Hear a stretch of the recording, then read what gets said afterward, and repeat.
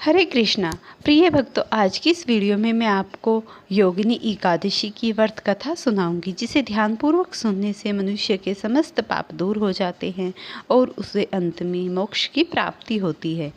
इस कथा को पूरे ध्यान और श्रद्धा के साथ सुनिए। एक समय की बात है जब युधिष्ठिर ने वासुदेव से पूछा, आषाढ़ मास के कृष्ण पक्ष में जो एकादशी होती है उसका क्या नाम है, कृपया उसका वर्णन करिए। तब भगवान श्री कृष्ण बोले, नरश्रेष्ठ, आषाढ़ के कृष्ण पक्ष की एकादशी का नाम योगिनी एकादशी है। यह बड़े बड़े पातकों का नाश करने वाली है। संसार सागर में डूबे हुए प्राणियों के लिए यह सनातन नौका के समान हैं। अलकापुरी के राजाधिराज कुबेर सदा भगवान शिव की भक्ति में तत्पर रहने वाले हैं। उनका हेममालिनी नामक एक यक्ष सेवक था जो पूजा के लिए फूल लाया करता था। हेममालिनी की पत्नी का नाम विशालाक्षी था। वह यश कामपासा में आबद्ध होकर सदा अपनी पत्नी में आसक्त रहता था। एक दिन हेममालिनी मानसरोवर से फूल लाकर अपने घर में ही ठहर गया और पत्नी के प्रेम पास में खोया रह गया।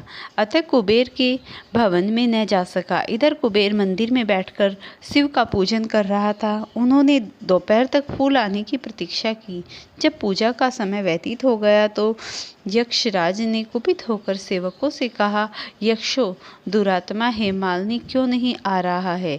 यक्षों ने कहा, राजन, वह तो पत्नी की कामना में आसक्त हो गया ही रमण कर रहा है। यह सुनकर कुबेर क्रोध से भर गया और तुरंत ही हेममालिनी को बुलाया। वह आकर कुबेर के सामने खड़ा हो गया।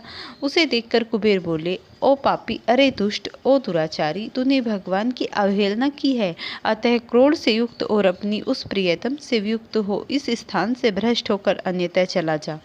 कुबेर के ऐसे वचन कहने पर वह उस स्थान से नीचे गिर गया। कोढ़ से सारा शरीर पीड़ित था, परंतु शिव पूजा के प्रभाव से उसकी स्मरण शक्ति लुप्त नहीं हुई। तदंतर वह पर्वतों के श्रेष्ठ मेरुगिरी के शिखर पर गिरा। वहां पर उसने मुनिवर मार्कंडे के दर्शन देखे। पापकर्म यक्ष से मुनि के चरणों को प्रणाम किया। मुनिवर मार्कंडे ने उसे भय से कांपते हुए कहा, तुझे कोढ़ के रोग से कैसे दबा लिया?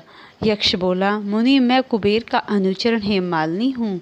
मैं प्रतिदिन मानसरोवर से फूल लाकर शिव पूजा के समय कुबेर को दिया करता था। एक दिन पत्नी सहवास के सुख में फंस जाने के कारण मुझे समय का ज्ञान नहीं रहा। अतः राजा धीराज कुबेर ने कुपित होकर मुझे श्राप दे दिया, जिससे मैं क्रोध से आकृष्ट होकर अपनी प्रियतम से भी छूट गया। मुनि श्रेष्ठ, संतों का चित्त स्वभावतः परोपकार में लगा रहता है। जानकर मुझ अपराधी को कर्तव्य का उपदेश दीजिए। मार्कंडे जी ने कहा, तुमने यह सच्ची बात कही है, इसीलिए मैं तुम्हें कल्याणप्रद व्रत का उपदेश करता हूँ। तुम आषाढ़ मास के कृष्ण पक्ष की योगिनी एकादशी का व्रत करो। इस व्रत के पुण्य से तुम्हारा कोढ़ निश्चय ही दूर हो जाएगा।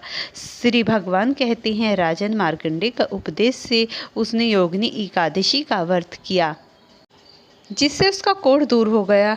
उस उत्तम व्रत का अनुष्ठान करने पर वह पूर्ण सुखी हो गया। नर श्रेष्ठ, यह योगिनी एकादशी का व्रत ऐसा पुण्यदायी है कि 28,000 ब्राह्मणों का भोजन कराने से जो फल प्राप्त होता है, वही फल योगिनी एकादशी का व्रत करने वाले मनुष्य को मिलता है। योगिनी एकादशी का जो व्रत है वो महापापों को शांत करने वाला है और महान पुण्य फल देने वाला है। इस महात्म्य को पढ़ने और सुनने से मनुष्य सब पापों से मुक्त हो जाता है और अंत में प्रभु के परम धाम को पधार जाता है।